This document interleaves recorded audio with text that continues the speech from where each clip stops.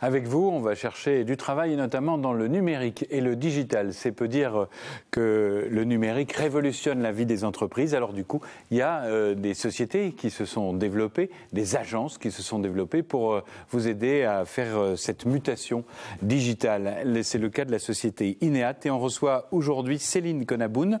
Vous êtes chargée de mission ressources humaines pour cette start-up roubaisienne. Est-ce qu'on peut encore dire start-up parce qu'elle a 10 ans et c'est l'exemple, c'est maintenant une belle PME. Enfin. Exactement. Donc start-up lilloise, je précise, qui compte maintenant plus de 200 collaborateurs, qui a été créée il y a tout juste 11 ans et qui accompagne aujourd'hui les entreprises dans tous leurs projets de transformation digitale. Alors vous faites bien de dire lilloise, j'ai confondu, vous êtes né à Euratechnologies. Voilà, exactement. Vous n'y êtes plus dans l'incubateur, voilà. Mais vous êtes resté à proximité. Exactement. Ineat est l'une des premières entreprises à avoir été incubée à Euratech.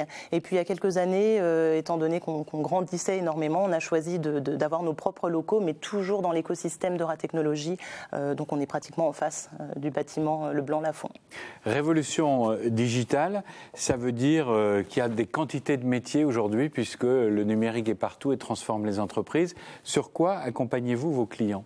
Alors, on accompagne les clients donc dans leur transformation digitale en général. Ça peut très bien être la création d'un site internet, d'applications mobiles, d'un intranet, etc. Enfin, vraiment, c'est digital au sens très large. Donc, on a des pôles de compétences répartis sur tout ce qui est l'ingénierie très technique, les métiers de développeurs, hein, sans rentrer dans le détail, les métiers du conseil stratégique sur la transformation, conseil marketing, web marketing. On va avoir aussi un pôle web agency où on accompagne sur tout ce qui va être refonte graphique avec du web design. La présentation, être présent sur Internet. Exactement, exactement. Voilà, donc on essaye d'accompagner sur toutes les phases d'un projet digital. Aujourd'hui, vous cherchez une trentaine de personnes pour faire face à votre développement. Ce sont principalement des ingénieurs pour quel métier ? Alors, on recherche principalement des ingénieurs d'études et développement qui ont des expertises, par exemple, sur Java. Donc, des langages informatiques très précis. Donc, du développement qu'on appelle back-end, donc tout ce qu'on ne voit pas derrière une application ou un site. Du développement front-end, donc ce qu'on voit justement sur un site. Et donc là, on a des expertises type Java, .NET, PHP. Enfin voilà, ça peut paraître barbare quand on ne connaît pas. Tous ces langages qui correspondent en fait à la programmation et l'écriture de programme. Ça veut dire que vos ingénieurs seront en agence ou chez le client ? Alors, on a justement les deux. On va dire que 70% de nos collaborateurs sont basés chez le client, donc en régie, et les 30 autres % travaillent sur des solutions prépackagées dans notre centre de service à Lille et à Paris, puisqu'on a deux agences principales. Donc il y a un vrai challenge côté RH pour essayer de garder du lien entre l'agence et ses collaborateurs qui sont basés chez les clients. L'agence est jeune, hein, la société est jeune, l'agence est jeune. C'est encore l'ambiance start-up. Vous nous avez amené des images, donc on va en voir quelques de votre séminaire qui vient de se terminer à Dubrovnik. Pourtant, vous cherchez des gens qui ont déjà une certaine expérience.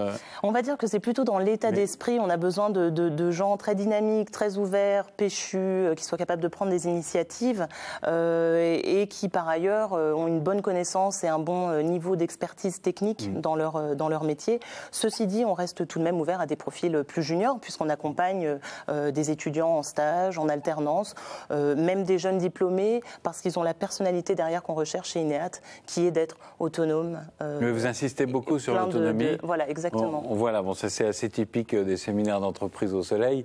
Donc on insiste sur l'ambiance et le fait de travailler seul. Quand on est seul chez le client, il faut quand même bien, et c'est important, pouvoir garder le lien avec l'agence quand on est un peu isolé avec son produit. Alors justement, Ineat se différencie des autres ESN, entreprises de services numériques, par cette volonté justement de créer du lien en permanence avec les collaborateurs. Donc, que ce soit le manager, les commerciaux, les RH, on est souvent sur le terrain pour aller les voir. Et puis, on crée des événements. On a un after-work mensuel pour se détendre, faire la fête, se rencontrer, tout simplement, discuter des projets. Et on crée des temps forts, comme là, le séminaire pour faire fêter les 10 ans d'Ineat à Dubrovnik. Donc, c'était vraiment... Vous en revenez d'ailleurs, hein ? Alors moi, malheureusement, je n'étais pas encore chez Ineat. J'ai raté de peu, ce sera dans 10 ans. Les écoles, vous vous recrutez à partir de quelle école, les profils recherchés, mais alors cette fois sur le côté formation? Alors, on recherche principalement des niveaux d'ingénieurs Bac+5 en informatique, alors soit sur des technologies bien précises, dans des écoles type Epitech, les universités Télécom, par exemple. Oui. Exactement. On a aussi certains profils qui viennent de Valenciennes, de Dunkerque également. Enfin voilà, on est assez ouvert, si vous voulez. On recherche aussi des profils plutôt atypiques, des gens qui sont en reconversion, qui peuvent amener autre chose que simplement de l'informatique pure. C'est vraiment dans le recrutement un état d'esprit qu'on va rechercher, une personnalité. Des postes, vous avez dit, une agence à Paris, une agence à Lille. Les postes sont majoritairement dans le Nord ou à Paris? Comment ça se répartit? Alors disons qu'on a sur une agence, enfin sur un groupe d'un peu plus de 200 personnes, on va dire qu'on est 150 à Lille, une cinquantaine à Paris. Donc la plupart des postes à pourvoir sont à Lille, mais on a malgré tout quelques postes en région parisienne également. Et là, on est en train de se développer à Lyon, notamment. On vise l'outre-Atlantique avec Montréal, New York. Ah oui. Vraiment, on est en train de s'étendre. En pleine expansion. Exactement. J'imagine qu'on candidate sur le web, puisque vous êtes une société spécialiste du web. Tout à fait. Donc, les candidatures nous arrivent généralement par notre site, donc ineat-groupe.com. Et à partir de là, on reçoit toutes les candidatures sur tous les profils. Et après, vous les recevez ici? Les entretiens sont dans le Nord, à Paris? Alors ça dépend des postes à pourvoir, mais en tout cas, dans le cas de Lille, on essaye d'avoir un process de recrutement très court, en 3 semaines. Un premier entretien RH, un deuxième entretien technique, un troisième entretien manager avec une proposition commerciale, enfin d'embauche. Proposition de salaire. Une fourchette, juste avant de conclure, des fourchettes de salaire, justement. Alors ça dépend vraiment du niveau d'expérience et des compétences recherchées, mais on peut avoir un profil junior qui va être par exemple à 28 ou 30 K € par an, et on peut aller jusqu'à 40, 50, 60. Il y a des profils très rares qui sont recherchés, donc ça dépend du parcours de chacun. Merci beaucoup. On va passer maintenant à mon CV sur Wéo. Regardez. Bonjour, je m'appelle Alima Marquez, j'ai 18 ans. Je suis issue d'un baccalauréat professionnel commerce. Je souhaite poursuivre mes études en effectuant un BTS négociation relations clients. Mon ambition à terme est de devenir directrice de marketing, si ce n'est pas envisageable, devenir agent immobilier. J'ai travaillé chez Marionneau à Paris et à Lens. J'ai appris à réceptionner les livraisons, à gérer la surface de vente, à m'occuper du merchandising, à maquiller les clientes et les conseiller. J'ai également développé mes compétences en travaillant chez Kiko Milano. J'ai appris à travailler en équipe et à devenir autonome. Mes loisirs sont centrés autour du cinéma et du théâtre. J'entretiens la forme d'une salle de sport et je suis passionnée de mode et de relooking. Mon profil correspond à vos attentes. Vous voulez en savoir plus sur moi? Alors contactez-moi.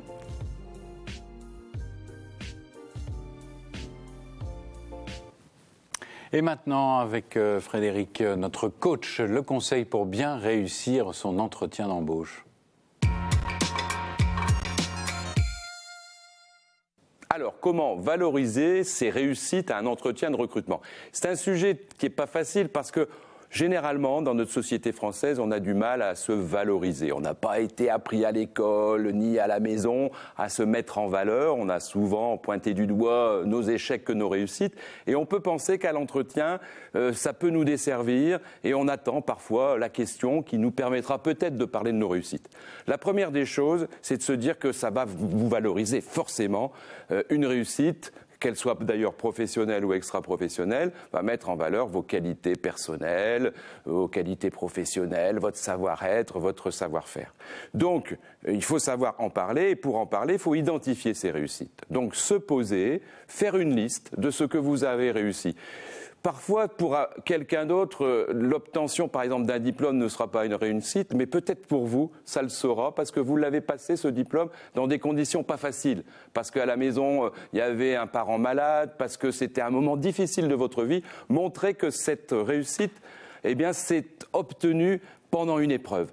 Et ça va vous valoriser. Et puis, des réussites, vous en avez dans vos stages, dans l'alternance que vous avez fait, pour les plus expérimentés, évidemment, dans leurs principales expériences professionnelles ou extra-professionnelles, tout ce qui est bénévolat, et repérer ce que l'on vous a confié et ce que vous avez réussi. Essayez toujours de quantifier. Donc, faites une liste de toutes ces réussites, qu'elles soient extra-professionnelles ou professionnelle, cela doit vous permettre à un moment donné de bien donner des exemples qui vous valoriseront lors de cet entretien. N'attendez pas toujours à ce qu'on vienne vous demander ce que vous avez réussi. C'est à vous d'ailleurs à anticiper dans le CV, dans la lettre de motivation et à un moment donné dire clairement ce que vous avez réussi, mais pas tout seul. Essayez toujours d'associer une réussite à un collectif, à une synergie, à un groupe. Alors, dépêchez-vous, faites la liste de vos réussites. À la semaine prochaine. Voilà, pensée positive et proactive. Quelques annonces pour terminer. On cherche un graphiste, homme ou femme, pour une société de communication. C'est à Villeneuve d'Ascq. On cherche aussi un maître d'hôtel pour l'établissement La Gourmandine. Ça, c'est sur la métropole lilloise à M. Et puis à Amiens, un responsable de magasin. Ma région continue. Dans un instant, l'info.